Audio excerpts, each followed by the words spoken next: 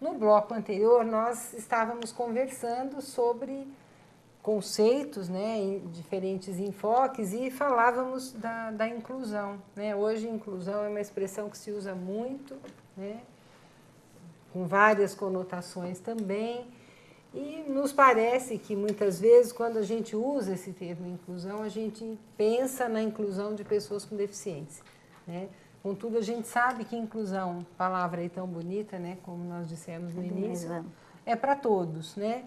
Então, acho que a gente poderia conversar um pouco sobre isso, né? Sobre o próprio conceito de inclusão, sobre aquilo que de fato é indicador de qualidade de vida para as pessoas, né?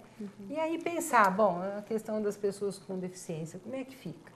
Né? O que é, então? O que vocês acham? O que vocês pensam a esse respeito? Voltando um pouquinho, que a gente tinha colocado a questão de ter habitações adaptadas para pessoas de menor poder aquisitivo, e que daí a gente recaiu sobre a questão de falta de uma política pública que coloque essa condição, e vendo os vários movimentos, né, porque, como a Lidvina falou, nós estamos num processo de transformação. Então, a gente tem algumas ações. Eu até trouxe algumas coisinhas aqui que eu queria um pouco para levantar a bola e para a gente ver que há iniciativa já nesse sentido, né? Então, dentro do Ministério das Cidades, a gente tem uma Secretaria Nacional de Transporte e de Mobilidade Urbana, que tem um programa que chama Brasil Acessível, que é um programa de acessibilidade urbana, né? Esse programa, né, ele visa o quê? Adequar todas as vias públicas, sobretudo calçadas, faixas para pedestres, né, percursos, reconhecimentos de rotas prioritárias, né, para que pedestres e pessoas, de maneira geral, que não estejam utilizando um outro meio de transporte, façam uso de suas cidades.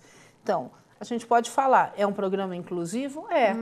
Só de uma pessoa com deficiência? Não. De modo algum. De forma alguma. As calçadas são um grande desafio, acho que nas metrópoles Sim. E na região metropolitana de Campinas. Porque são estreitas, são esburacadas. Tem degraus. A gente tem mais de 20 itens que são colocados sobre as calçadas. A gente tem lixeira, postes das várias modalidades. Propaganda, né? Aquelas peças de orelhões, propaganda. Jardins, né? O comércio informal, né, que se apropria. Daí o dono do comércio formal fica indignado, coloca a sua arara na calçada também, né? Propagandas irregulares, né?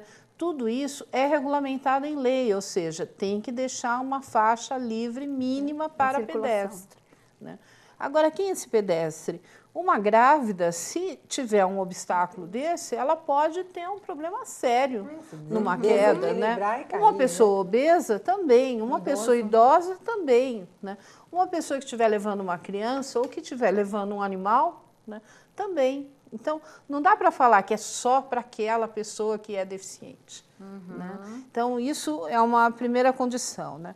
Dentro desse programa, a gente tem uma das pioneiras em implantar a sua comissão permanente de acessibilidade, foi a Prefeitura Municipal de São Paulo, na capital. Então, até esses 3 guiazinhos que eu trouxe aqui, de acessibilidade em edificações, de mobilidade acessível em vias públicas e de relação de legislações para pessoas portadoras de deficiência, né, preconiza uma lógica que é muito contemporânea, né? Aonde elas se pautam, né? Todos esses guias, esse material ou o curso que a gente dá para técnicos de prefeitura? Em qualidade de vida. E o que é qualidade de vida? É como que eu consigo viver. Né? Em todos os aspectos. Em todos os aspectos. E o que é o cotidiano do indivíduo? Né? Eu preciso morar em algum lugar, preciso ter um teto. Né? Dentro desse morar, eu preciso ter condições de higiene, né? Preciso conseguir deitar em algum lugar, preciso guardar as minhas coisas, preciso estudar. Né? Então, a minha casa tem que ter condições de habitabilidade, efetivamente. Eu preciso ir trabalhar, né? Então, eu tenho que ter um meio de transporte, né? Eu preciso circular, então eu tenho que ter vias públicas adequadas para a minha circulação e um sistema de transporte compatível a essas vias de circulação. eu preciso efetivamente consumir, né? Consumir não só o consumo pelo consumo, mas o consumo para a minha sobrevivência, para o meu cotidiano. Claro. Né? Que mais que a gente precisa fazer? E o lazer, né? A gente precisa recrear. Né? Então, o ócio não é, uma atividade supérflua. Ela é fundamental exatamente para a gente não pirar, né? Porque senão a nossa cabeça dá tilt. Né? E todos esses direitos, né, acabam sendo os responsáveis pela saúde, né? Sim. O conceito então atual de volta saúde, ao conceito de saúde básica. Né? E aí de inclusão amplo. social, né? Quer dizer, o que um cidadão, quem quer que seja, precisa para se considerar na sua condição plena, Sim. Né, de vida. E acesso à educação, à saúde, ao trabalho, ao esporte, à cultura, ao lazer. O sistema de transporte aqui de Campinas, num primeiro passo, quando eles começaram a implantar transporte inclusivo, e a gente tinha vários estudantes nossos, se agendava o horário. Você liga que vai lá, van adaptada para te levar. E teve um aluno nosso, que foi meu aluno na prática de formação de acessibilidade, dizendo que teve um dia que ele ligou e falou assim, eu quero ir no cinema. Não, para o cinema não está disponível. Ele virou e falou assim, eu quero ir no cinema. Para balada, né? Ele falou, não, se você quiser ir para o hospital, a gente te leva. Se você quiser ir ao médico, a gente te leva. Se você quiser ir para a faculdade, a gente te leva. Né? Lazer. Agora, para o cinema, não. Né? Ele falou, eu não tenho direito ao cinema. Ele virou e falou assim, você acha que a gente vai perder tempo em te levar ao cinema? E ele ficou indignado. E ele tinha toda a razão de estar indignado. Né? Porque a saúde mental dele também está relacionada às condições que ele tem de recreação. Claro. Né? Agora, há um preconceito. Né? Então, viver contemporaneamente não, você só pode trabalhar, consumir ou ficar doente. Né? Quer dizer, dentro dessa lógica tão nociva, as pessoas ficam mais doentes. Eu acho que aí abre para a gente uma outra chave, né? Que nós estávamos também conversando, que é ao compreender, né, a pessoa com deficiência como uma pessoa que tem na deficiência uma característica, né, uma condição, acho que isso nos remete a uma discussão a respeito de autonomia, né, e projeto de vida. Né? Eu acho que anos atrás nós sabíamos que muitas vezes a autonomia, quando tratávamos de pessoas com deficiência, se restringia a atividades muito básicas, né, Liduína? Eu acho que você pode até falar mais sobre isso. Então, a pessoa aprender a comer, a se vestir, a barbear, quer dizer, aquela autonomia relacionada a atividades de vida diária, como a gente costuma chamar. Mas a autonomia é muito mais do que isso. E quem definia essas habilidades, normalmente, as pessoas que definiam, era o profissional, né, da saúde, de reabilitação, que achava que aquilo que era importante para ele era importante para a criança ou para o deficiente, né? Pessoa jovem, adulta, isso. Né? E hoje, né, o olhar, inclusive isso vai fazer parte da formação do novo profissional de reabilitação, é que quem decide o que é importante é a pessoa com deficiência ou a família, né? No caso da criança que não consegue ainda decidir por ela. Mas é para ele, a gente vai dirigir toda a intervenção para aquilo que é importante para ele. Então, o que você quer? Né? Você prefere a cadeira ou você prefere a muleta? Você prefere o futebol, né? na questão do esporte adaptado, ou o basquete? E esse é um olhar novo. Né? Eu não chego mais com uma conduta que parte da deficiência e depois eu vou para a função. É um olhar diferente. Né? Então, é o que você gostaria de fazer que você não consegue, para eu poder saber, para nós podermos te ajudar a chegar onde você quer, né? E aí não inclui só, de novo, o profissional da saúde, né? Lógico, não.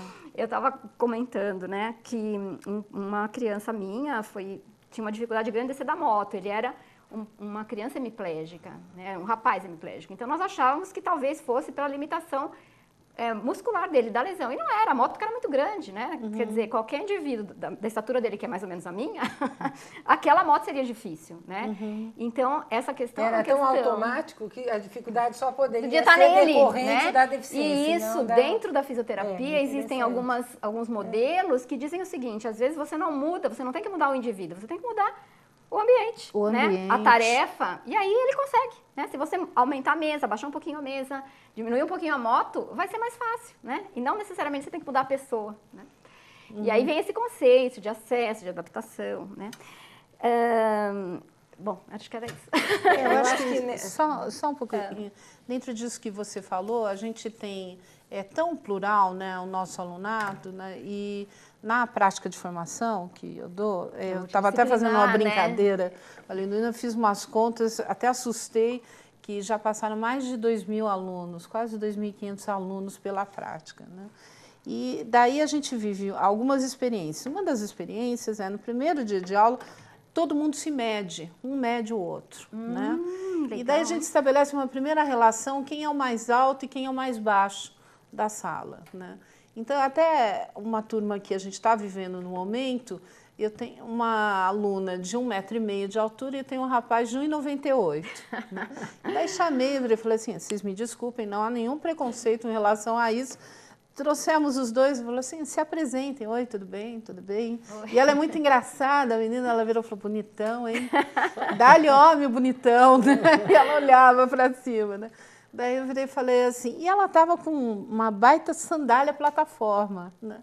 Eu virei e falei assim, nossa, mas você anda com isso pela altura? Ela virou e falou assim, não, professora, é que para ficar o dia inteiro sentada nessas cadeiras que a gente senta, a minha perna fica balançando. Né?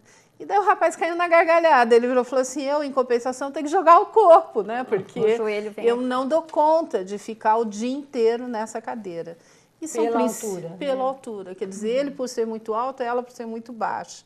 Quer dizer, há um desenho universal a ser trabalhado. Né? Nós temos alunos que passam o dia inteiro, o curso de arquitetura, por exemplo, é integral. Né? O aluno está desmontado ao final do dia. Porque não né? tem uma então, está vendo que a mobiliário gente não está adaptado. trabalhando com nenhuma pessoa com deficiência, né? Mas a gente está trabalhando com o plural. E esse plural tem que ser reconhecido. E aí vem, né, de novo, tomando lá os modelos, né, modelo social, que no modelo social, a deficiência passa a ser uma característica, como altura, sexo, cor. Lógico. Exatamente. Então, eu não sou normal, eu não sou patológico, eu sou diferente. Né? E ser diferente é normal, né? Ser diferente é ser, né? É ser, né? Agora, dentro disso, ainda com relação à prática, eu estava falando para a Liliana que uma das melhores coisas que tem é porque a gente trabalha com o universo multidisciplinar. Né? É uma riqueza. Então, sobre uma abordagem que vamos romper as barreiras arquitetônicas que tem nesse edifício. A gente tem o olhar de estudantes de direito, estudantes de arquitetura, estudantes de fisioterapia, psicologia, terapia ocupacional. E são N abordagens diferentes e complementares. Né? Então, quando eles fazem as vivências desses espaços, é muito bacana. Eu aprendo todo dia com eles, falo que quem mais se beneficia dessas turmas assim, né? somos nós, professores, porque a gente vê diferentes olhares. Né? Há 2 anos atrás, eu fui convidada por um ex-aluno da prática, que estava concluindo o curso de Direito, que o TCC ele trabalhava exatamente sobre a legislação para deficientes. E daí ele me convidou para assistir e foi muito bacana, porque no TCC dele tinham várias referências às vivências que eles tiveram. E ele, inclusive, aborda o seguinte, pode existir a lei que for, né? Mas enquanto nós não nos reconhecermos, né?